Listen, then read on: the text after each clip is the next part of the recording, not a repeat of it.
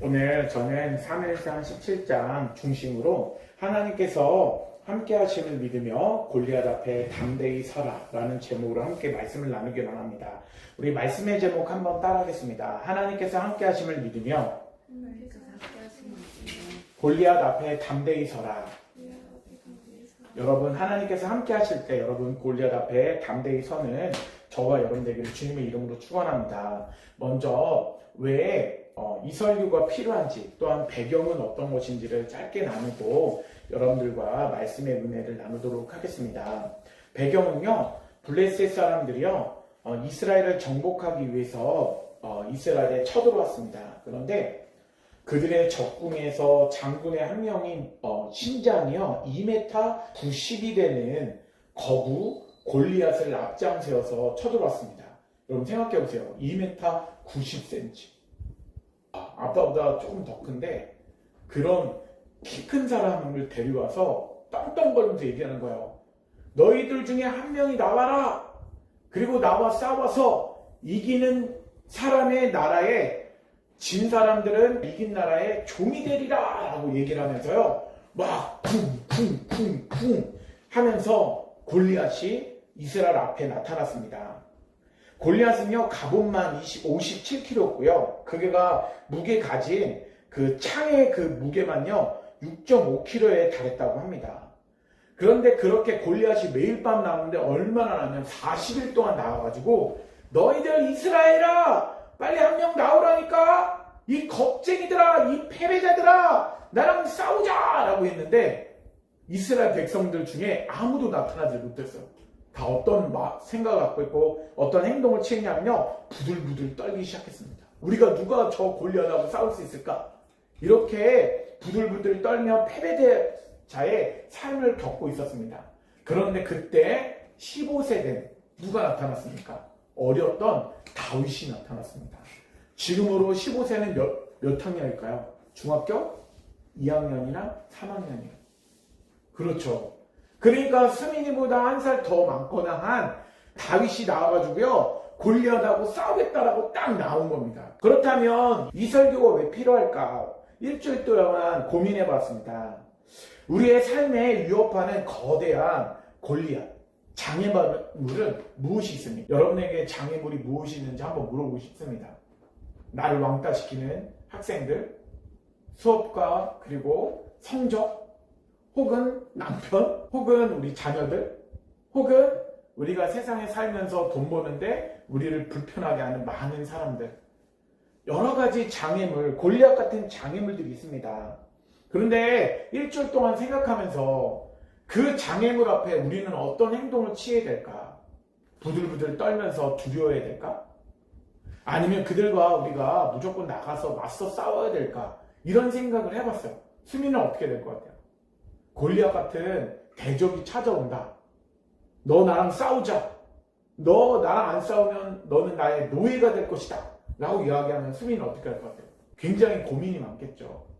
그런데 또 한편 이런 생각도 해봤어요. 구약에서는요, 하나님의 백성들이 가나안 땅에 있는 많은 사람들을요 다 죽였습니다. 용서해 주는 게 거의 없었어요. 다 처형했습니다.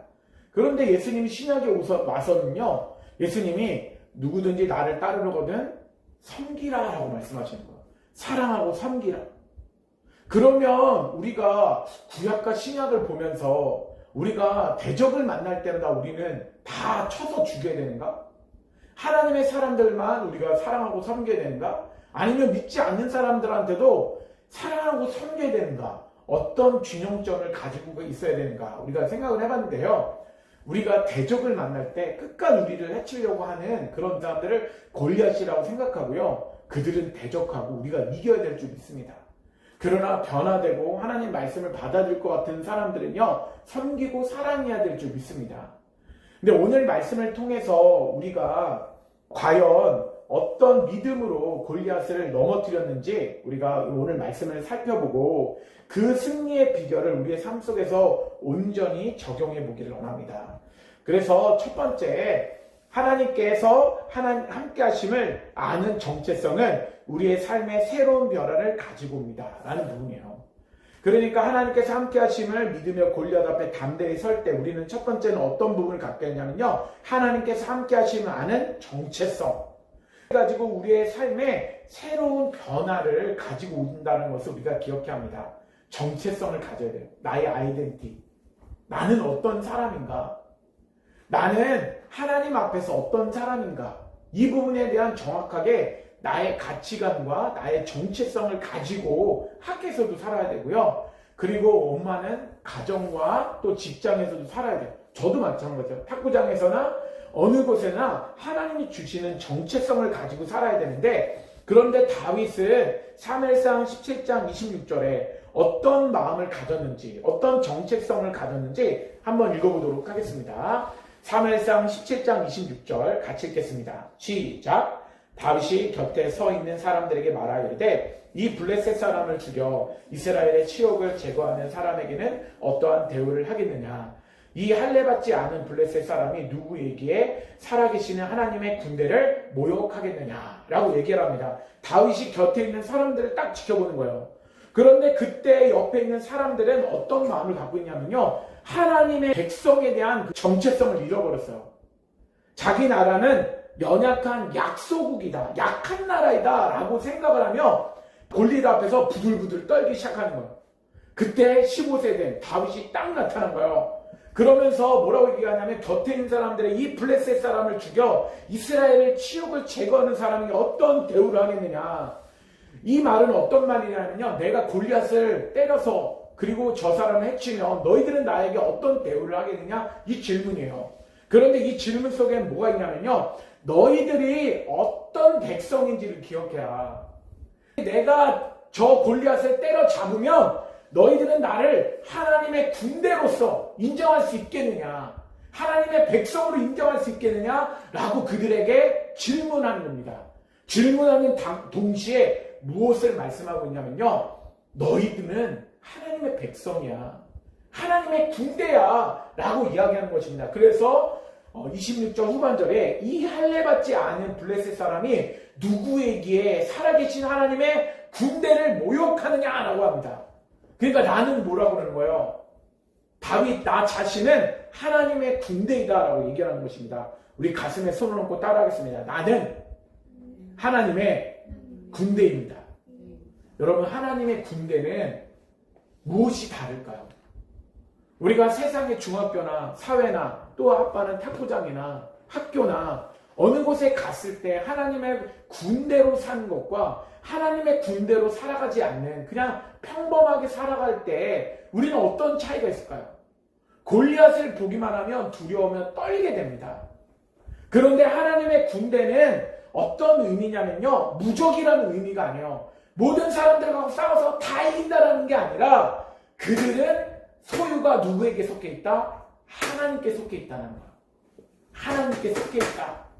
우리 후반에도 나오지만 전쟁은 누구에게 속해 있어요? 하나님께 속해 있다는 거예요. 하나님의 군대는 그 군대를 다스리는 왕이 누구라는 거예요? 하나님이시라는 거예요.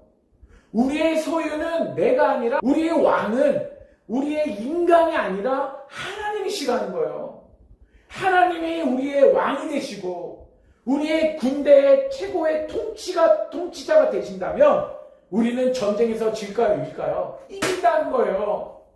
하나님이 기뻐하시는 전쟁을 치르고 하나님 앞에 무릎 꿇고 전쟁에 나아가면 하나님께서 함께 하실 때 그 전쟁은 이길 수 있다는 것입니다. 하나님의 군대는요, 하나님의 왕이 되신, 하나님이 우리의 소유주가 되신 그런 백성이라는 것을 우리에게 말씀하고 있는 것입니다. 다윗은 이스라엘 백성들에게 그것을 상기시키고 있는 거예요. 지금 저도 여러분들에게 상기고 싶습니다. 저도 오늘 이 말씀을 들으면서 하나님의 백성은 다르구나, 하나님의 백성은 하나님의 말씀대로 살아가는 백성이구나, 이런 생각을 해봤습니다. 다윗이 이런 정체성을 가질 수 있었던 원동력은요, 무엇이었을까요? 그것은 바로 매 순간 삶 속에서 동행하시는 하나님을 경험했기 때문입니다. 여러분, 하나님이 항상 동행해 주시는 거예요. 우리가 말씀을 읽고 말씀을 우리가 묵상하며 하나님의 살아계심을 느낄 수가 있습니다. 그러면 친구들이나 어떤 삶 속에서도요, 하나님께서 동행해 주시면 하나님이 나와 함께 하시면요, 어떤 것도 이길 수 있고 두려워하지 않을 수 있다는 것을 우리에게 말씀하고 있는 것입니다. 이 전쟁은 나 혼자만의 싸움이 아니라 하나님의 전쟁이라는 것을 확고한 믿음의 신념을 가져야 할 줄 믿습니다. 여러분, 나는 하나님께 속해 있다, 나는 하나님의 군대이다 라는 그런 마음을 갖기 시작하잖아요. 그러면 여러분은 새로운 결단을 하기 시작합니다. 그리고 담대한 행동을 이끌어내기 시작해요.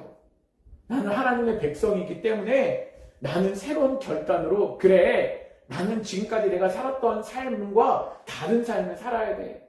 하나님 나와 함께 하시기 때문에 나를 모독하고 나를 왕따시키는 것 같고 나에게 힘들게 하는 사람들 앞에 나는 담대하게 말할 거야. 하나님은 나의 편에 계신다. 나는 하나님의 군대이다. 네가 왜 하나님의 백성들을 모욕하느냐? 그렇게 담대하게 이야기할 줄 믿습니다. 마침내 그의 삶에 기적 같은 승리의 결과를 불러올 줄 믿습니다. 여러분, 정체성은요, 모든 것의 시작이 되는 줄 믿습니다. 여러분, 바른 정체성을 가지면요, 바르게 시작하고요, 새로운 시작을 우리가 할 수가 있어요. 내가 누구인지인가에 대한 답을 가지고 있을 때 나는 무엇을 할 수 있는가를 생각할 수 있어요. 여러분, 두려워하지 말기를 원합니다. 환경을 두려워해서는 안 돼요. 사람을 보면서 두려워해서는 안 됩니다. 하나님의 백성, 하나님의 군대라는 바른 정체성을 가질 때요, 우리는 바른 시작을 할 수 있어요. 나는 무엇을 할 수 있을까?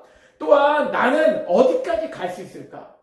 어떤 일까지 해낼 수 있을까? 이런 결정까지도 하나님 앞에서 바른 정체성을 가질 때 그것이 우리에게 찾아오기 시작합니다.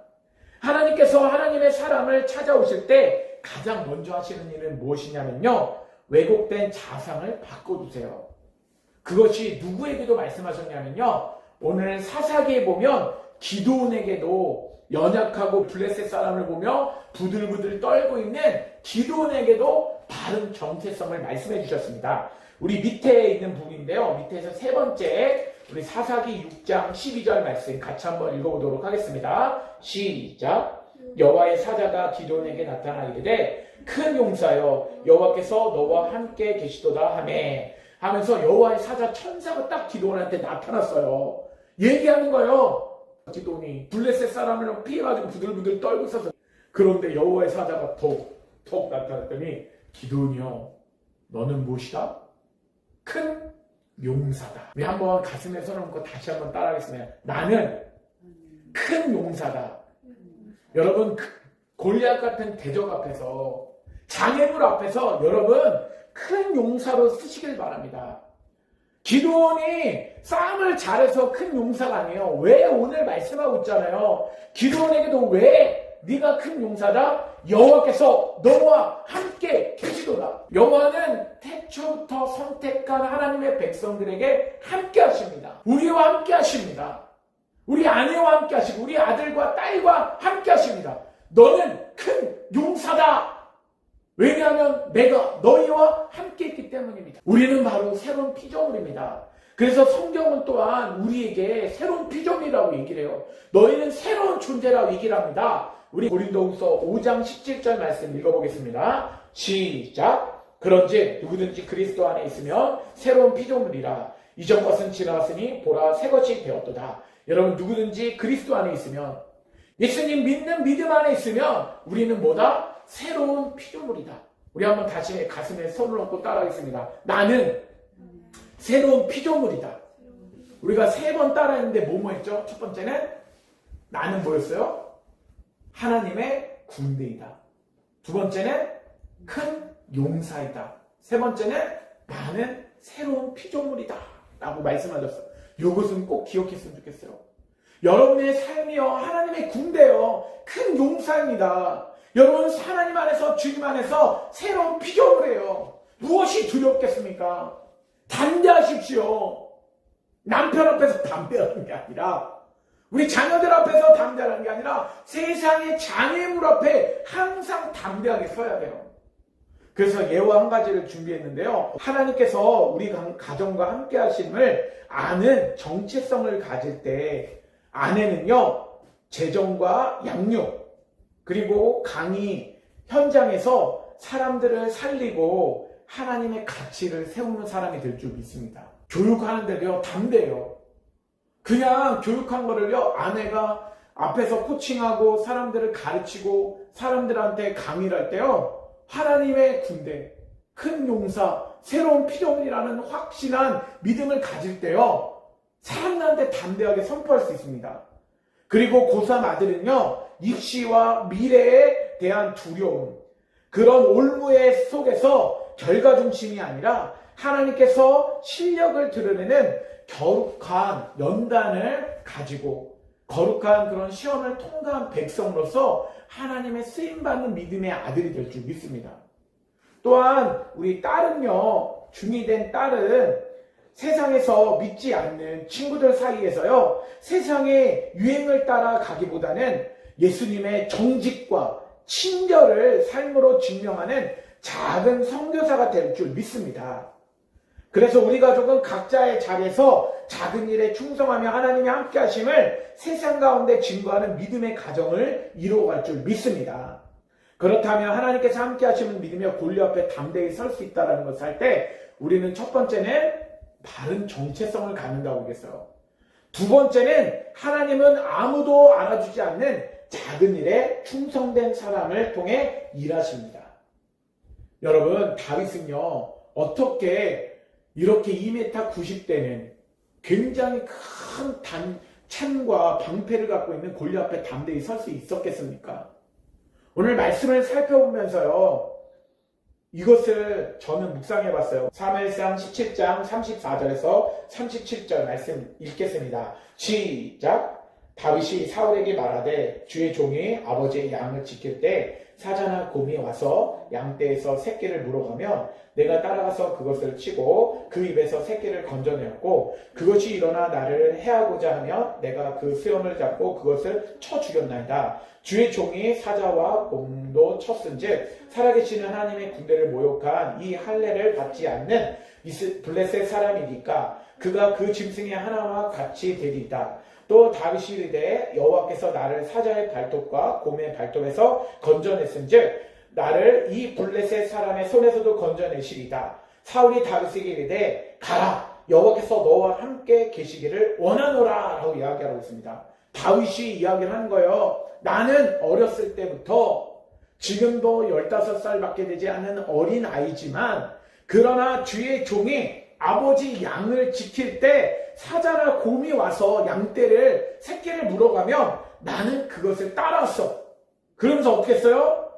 그 새끼를 건져내고 그것이 일어나 나를 해보자 할 때 그 수염을 뽑아버렸어요. 그리고 그것을 쳐 죽였습니다. 그러니까 다윗의 삶은 어떤 삶을 살았냐면요, 아무도 보는 일 없을 때 자기에게 맡겨진 일에 최선을 다했어요. 그런데 하나님의 군대를 모욕한 이 할례받지 못한 사람들도 바로 하나님께서 이 짐승들처럼 하나님께서 때려서 쳐서 죽일 수 있는 그런 능력을 하나님이 나에게 주실 줄 믿습니다. 사울이 그 모습을 보니까요, 너무나 담대한 거야. 키는 크지 않은데 그의 모습 속에 뭐라고 고백하냐면 37절 후반절에 여호와께서 너와 함께 계시기를 원하노라 하면서 여호와께서 함께 하시는 것을 봤어요.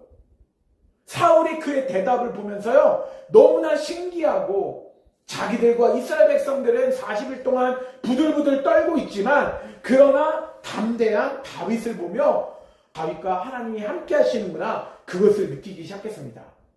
여러분, 다윗은요, 목숨을 걸고 양을 지킬 때 그런 목자였습니다. 하나님께서 내게 주신 사명이라고 생각하고 평상시의 모든 일에 최선을 다했습니다. 여러분, 사자나 곰을 쓰러뜨렸을 뿐만 아니라 지금 하나님께서 준비시킨 다윗을 통해 이 사건을 통해서요, 새로운 시작이 다윗의 여행 가운데, 여정 가운데 시작되기 시작합니다. 여러분, 미래는 어디서부터 시작된다는 거예요? 오늘 바로 이곳에서부터 시작된다는 거. 그리고 나의 지금의 삶의 현장에서 시작되는 것입니다. 여러분, 우리가 여기서 말씀사랑교에서 우리 베르드 음악학원에서 우리가 빌려서 우리가 예배를 드리고 있지만 그러나 하나님께서요, 지금 이곳에서 내게 맡겨진 작은 일에 충성을 다하고 최선을 다할 때 하나님께서는요, 이 교회를 부흥시킬 것입니다. 또한 새로운 좋은 것으로 인도해 주실 것입니다. 다윗은 지금 이곳에서부터 그가 맡겨진 곳에서 최선을 다해서 사자나 곰이나 그리고 이리가 늑대가 나타났을 때 하나님의 일을 감당할 때요, 그는 평상시에서 최선을 다할 때 하나님께서 다윗을 사용하신 줄 믿습니다. 우리 아내에게, 우리 딸에게, 우리 아들에게 하나님께서는요, 여러분들의 최선을 다하고 삶에 맡겨진 현장 속에서 최선을 다할 때 하나님께서 여러분들과 함께 하실 줄 믿습니다. 우리는 충성된 태도는요, 현재 이곳에서 가지기를 원합니다. 여러분, 하나님은 다음 세대에 충성되고 또 하나님의 일꾼을 지금 세워가시기를 원합니다. 여러분, 지금 이 현장에서 준비되기를 원합니다. 이 말씀을 듣고 나는 하나님의 군대라는 바른 정체성을 가지고, 그리고 내가 지금 이 맡겨진 삶 속에서 최선을 내가 다할 때 하나님께서는요, 여러분들에게 새로운 임무를, 사명을 또한 맡겨주실 줄 믿습니다. 그러면 세 번째는 하나님께서 함께 하심을 믿으며 골리앗 앞에 담대히 설 때, 우리 세 번째는요, 하나님께서 이미 나에게 승리의 방법을 주셨음을 확신해야 합니다. 하나님은요, 여러분에게 사명을 주시면서 동시에 여러분들에게 골리앗을 다윗이 물리쳤던 것처럼 여러분의 대적들을 물리칠 수 있는 능력을 여러분들에게 허락하셨어요. 그러면 다윗이 어떤 능력을 가지고 있었는가? 우리가 사무엘상 17장 39절과 40절 말씀 같이 읽어보도록 하겠습니다. 읽겠습니다. 시작. 다윗이 칼을 군복 위에 차고는 익숙하지 못하므로 시험적으로 걸어보다가 사울에게 말하되 익숙하지 못하니 이것을 입고 가지 못하겠나이다 하고 곧 벗고 손에 막대기를 가지고 시내에서 매끄러운 돌 5을 골라서 자기 목자에 재고 곧 주머니에 넣고 손에 물매를 가지고 블레셋 사람에게로 나아가니라 라고 말씀하고 있습니다. 여러분, 다윗에게 사울이요, 군복과 칼을 그리고 주었어요. 이것은 왕의 권한을 벗어버리고 다윗에게 임명하는 거예요. 네, 다윗에게, 사울이 다윗에게 그것을, 옷을 주었던 것입니다. 여러분, 그런데 다윗은요, 그 옷을 입었습니까? 옷을 입지 않고 벗었어요. 왜냐하면 그것은 나에게 익숙하지 못하다. 이것을 입고 나가서 나는 다윗은 골리앗과 싸울 수 없다라고 생각한 거예요. 여러분 생각해 보세요. 하나님께서 다윗에게 주신 무기가 있다는 거예요. 사울의 갑옷은요, 칼은요, 방패는요, 다윗에게 허락하신 무기가 아닙니다. 다윗은 큰 칼과 갑옷이 있었지만 그는 두려워했습니다. 그러나 다윗은요, 하나님이 주신 물매, 돛 5과 새총과 같은 물매를 가지고요, 그것을 골리앗과 싸우기 시작했습니다. 근데 여러분 생각해 보세요. 다윗이 물맷돌을요, 새총처럼 이렇게 돌리다가 딱 던지는 건데, 이것을 평상시에 사용했겠습니까? 사용하지 않았겠습니까? 사용하고 있었다는 거예요. 그러니까 평상시에 내가 공부하는 학생이면 학생답게 내가 최선을 다해서 맡겨진 일에 최선을 다하잖아요. 하나님께서는 그 최선을 다하고 열심히 다하는 사람에게 하나님 그 사람을 사용하신다는 거예요. 사소한 일에 최선을 다한 사람을 하나님께서 사용하신다. 그러나 우리에게 주어진 무기는 다르다는 거예요. 여러분을 왕따시키는 사람이 있거나 여러분 힘들게 하는 대적이 있을 때 여러분들이 다윗처럼 물맷까지 가지고 돌을 가지고 그걸 던져서 이마에 맞추면 여러분 그것을 전쟁에서 이길 수 있습니까? 아니면 핸드볼을 던져가지고 그 사람을 맞춰서 던지면 이길 수 있을까요? 아니라는 거예요. 하나님께서는요, 저와 여러분들에게 허락하시는 무기가 있어요. 하나님께서 여러분과 저에게 베풀어 주신 무기가 있다는 것입니다. 여러분, 사사기 3장 31절 말씀도 우리 같이 한번 읽어보도록 하겠습니다. 시작. 예후투에는 아나세의 아들 삼갈이 있어 소모는 막대기로 블레셋 사람 600을 죽였고 그도 이스라엘을 구원하였더라. 여러분, 블레셋 사람 이때도 쳐들어왔어요. 사사기 시대 때도. 그런데 아들 삼갈은요, 삼갈이라는 사람은 소모는 막대기를 갖고 있었어. 그 사람은 어떤 직업이? 소를 몰 때 막대기를 사용했던 사람이었어요.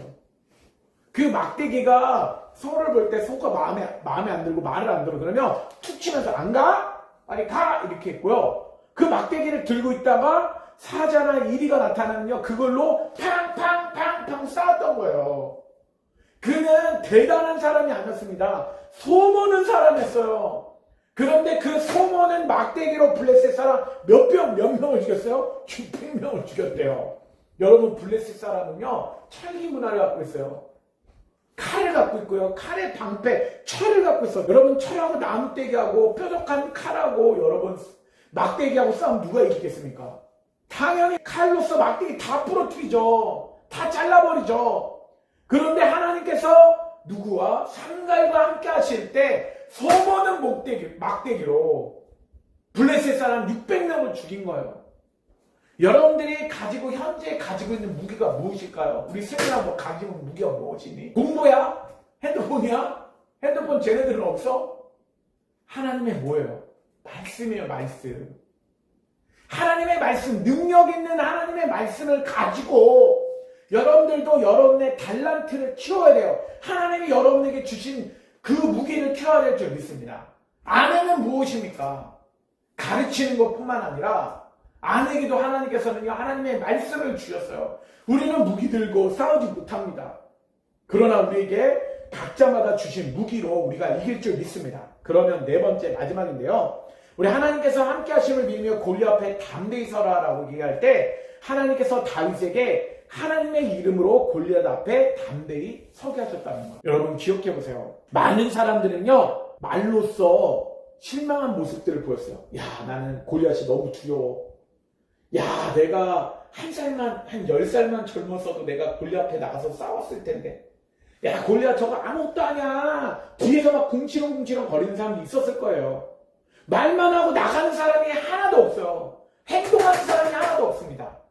그런데 오늘 말씀해 보니까 15살이었던 다윗이요, 말만 하는 것이 아니라 행동으로 취했어요. 여러분, 우리 말씀 한번 읽어보도록 하겠습니다. 사무엘상 17장 45절에서 9절, 51절 우리 끝까지 우리 한번 읽어보도록 하겠습니다. 시작! 다윗이 블레셋 사람에게 이르되 너는 칼과 창과 단창으로 내게 나오거니와 나는 만군의 여호와 이름으로 내게 이스라엘 군대의 하나님의 이름으로 내게 나아가노라. 오늘 여호와께서 너를 내 손에 넘기시리니 내가 너를 쳐서 내 목을 베고 블레셋 군대의 시체를 오늘 공중의 새와 땅의 들 짐승에게 주어 온 땅으로 이스라엘의 하나님이 계신 줄 알게 하겠고 또 여호와의 구원하심이 칼과 창에 있지 아니하늘 이 무리에게 알게 하리라. 전쟁은 여호와께 속한 것인즉 그가 너희를 우리 손에 넘기시리라. 손을 주머니에 넣어 돌을 가지고 물매로 던져 블레셋 사람의 이마를 치매 돌이 그의 이마에 박히니 땅에 엎드러지니라.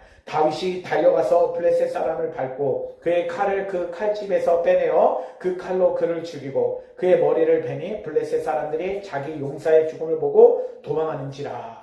여러분, 다윗은요, 말만 한 게 아니라 진짜로 행동으로 옮겼습니다. 여러분, 다윗이 어떻게 이렇게 말만 하는 것이 아니라 행동으로 옮겼을까요?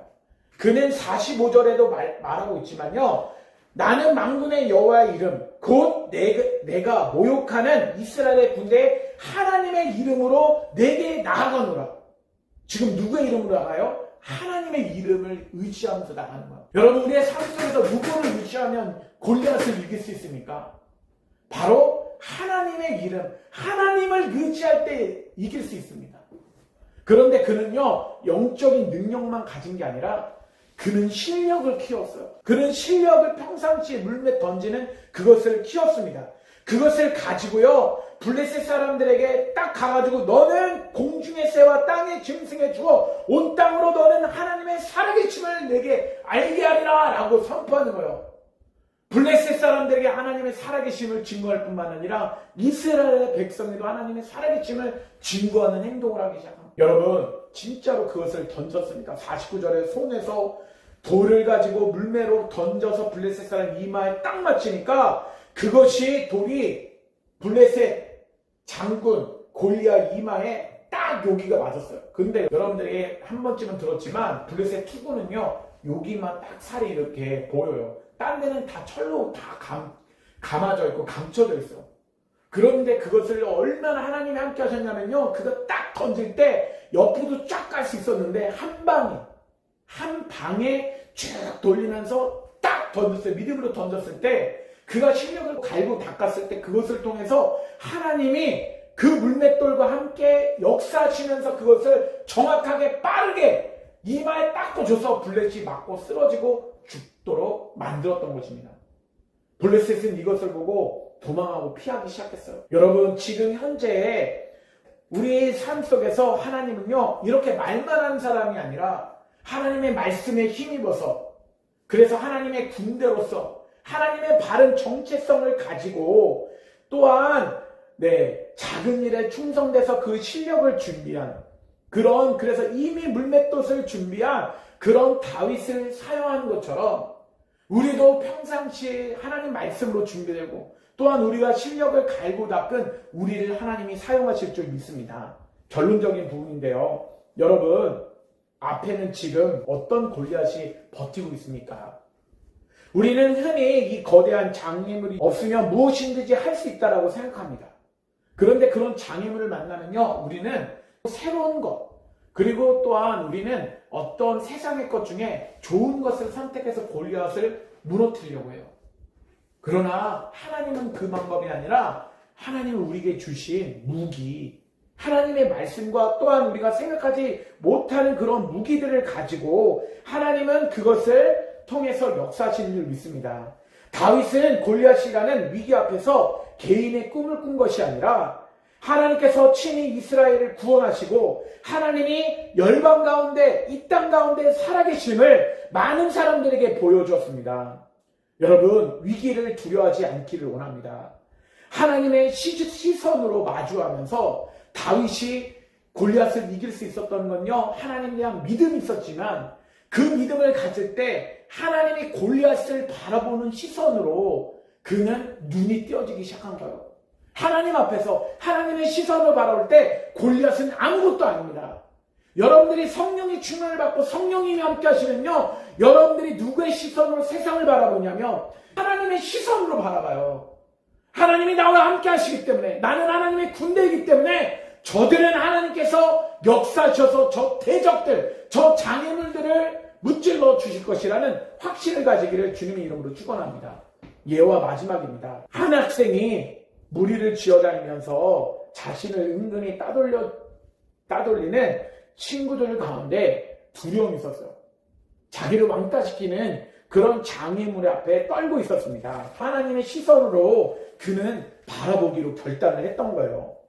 그는 친구들이 인정에 목매는 대신에 자신이 이미 하나님의 사랑받는 자녀라는 정체성을 붙들고 미움 대신 친절과 정직이라는 돌을 던지기 시작했습니다.